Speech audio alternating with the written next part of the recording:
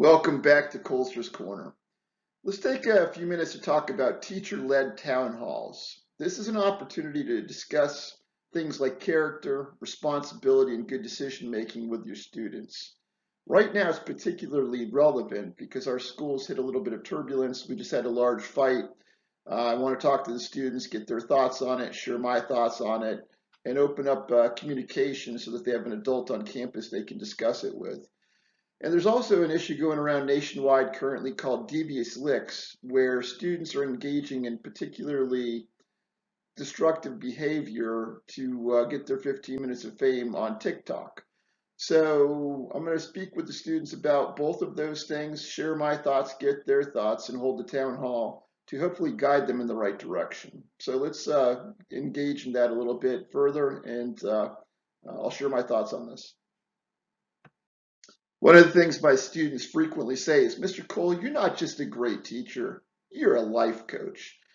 And town halls are one of the reasons that they say that, because I offer myself as a mentor and adult on campus that they can talk to and reach out to about issues that may be bothering them or that they need advice on. And I also use town halls as an opportunity to teach character, teach morals, teach ethics.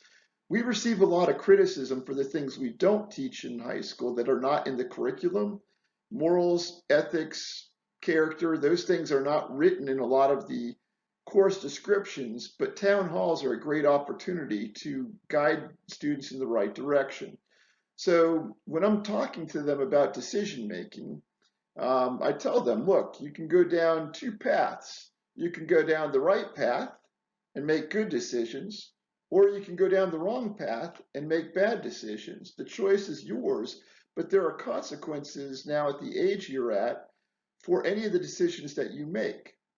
And so it's an opportunity to teach them good decision making and the impact of consequences. The other thing I use town halls for is sometimes I use it as an opportunity to get feedback from them as to what they think about the course, what I can improve on. If you're going to ask them for that, be ready for honest answers and make sure you have a thick skin, because they will tell you, and you really can't hold that against them if you want to maintain that trust. So sometimes I'll ask them for specific feedback about things I'm doing that I might want to do to improve the course or improve my instructional technique. So town halls are a great opportunity for you to open up the lines of communication with your audience. Over the past 25 years, I've held hundreds of town halls. Here are a couple of the ones that needed to be held that are very memorable. The World Trade Center attack. I think I shut class down for 3 days just to talk about what we saw.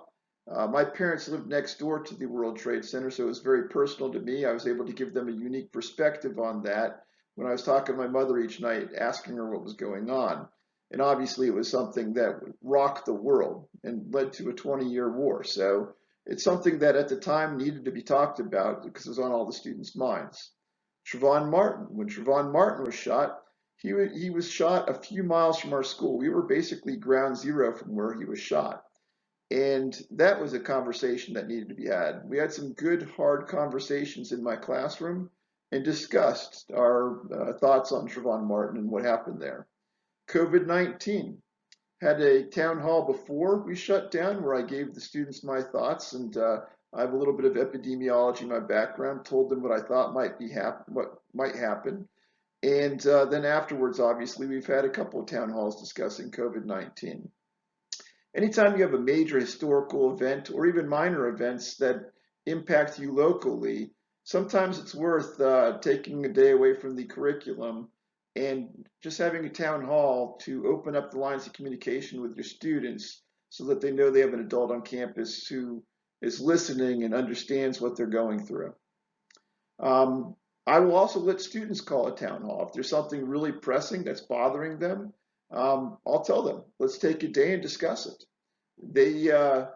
I held a town hall yesterday to discuss Devious Licks because I find that incredibly irritating and destructive, and it was a conversation that the students and I needed to have. But they brought up dress code in addition to that, so we spent some time talking about both of those things.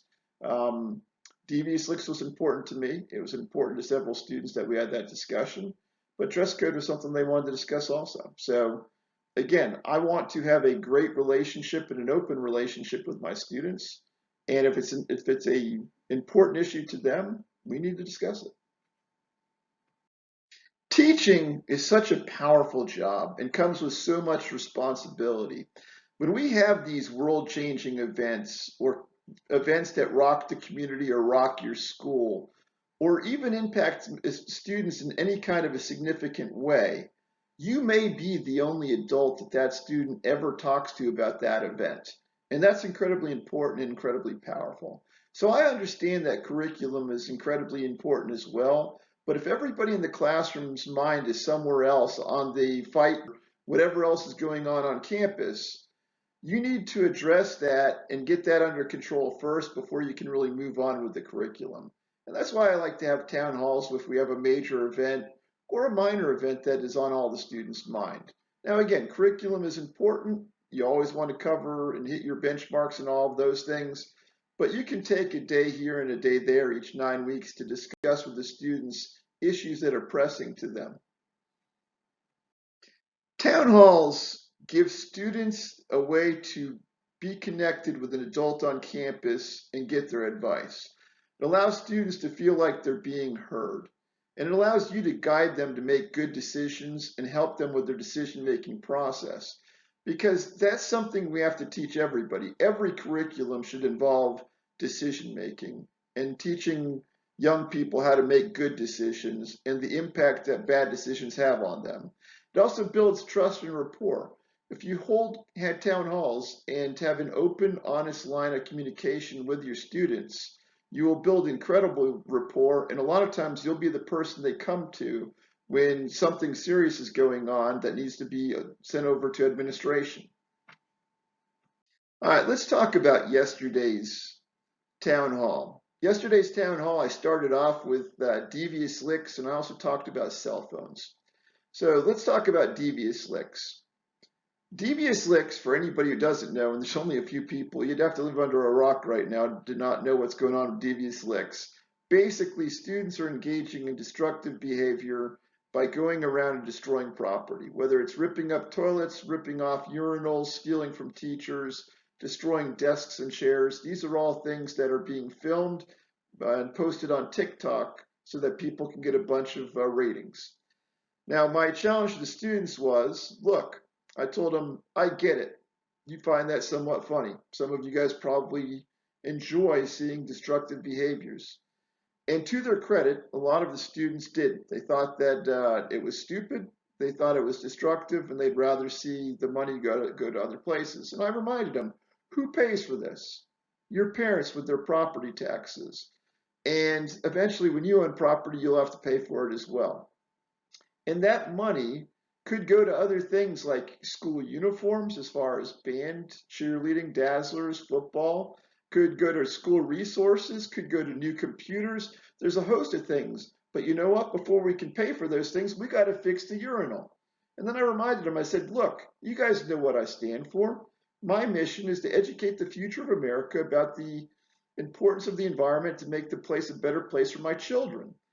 And this doesn't do any of those things. As a matter of fact, it's destructive, and I will not tolerate it. One student looks at me and goes, Mr. Cole, can I act like I'm stealing something out of your classroom? And I looked at him and said, no. I go, first of all, you wouldn't steal from me because you have too much respect for me. And he goes, I agree, sir. And I said, second, it sends the wrong message because if people think you're actually stealing from me, they're going to try to emulate it, especially those people who don't know either of us across the nation. So my challenge to them, I challenged them. I said, look, you know what I stand for. I stand for making the world a better place, being constructive, not destructive. And I said, I challenge you to come up with videos that you can place on TikTok that show you doing good deeds. Maybe drop off some notes for your teachers. Maybe drop off some pencils on their desk without them knowing it and film that stuff.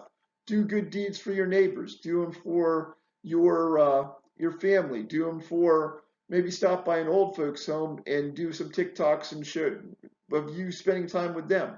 Find something constructive, because you know what?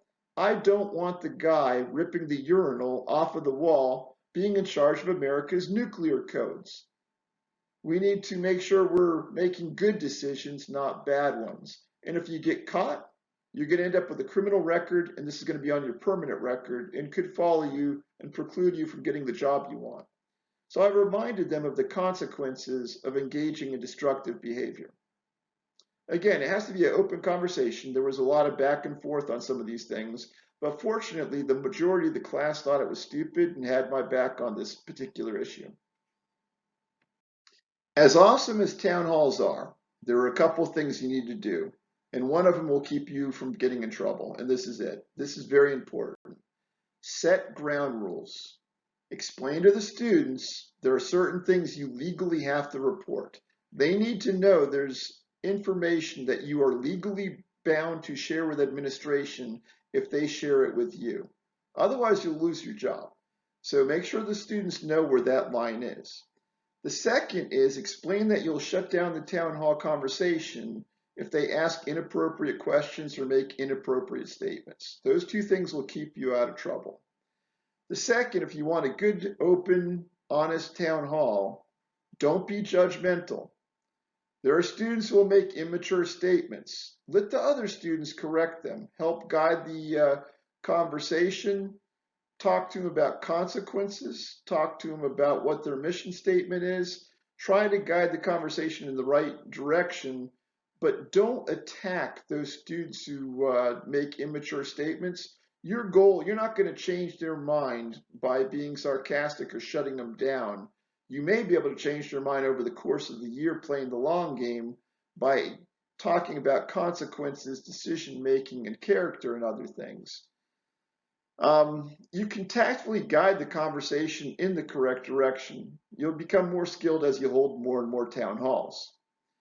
And there are students out there that just want to see the world burn.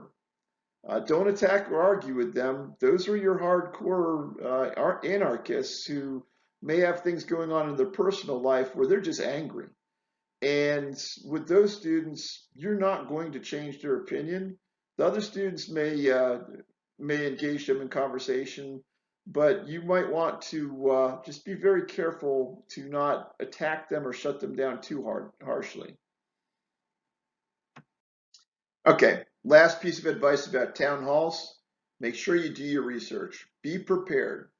For example, when I held my COVID-19 town hall, I made sure I was current with all the research. I looked at multiple reputable sources to gather as much data and information as I could, and then I shared what I had with the students.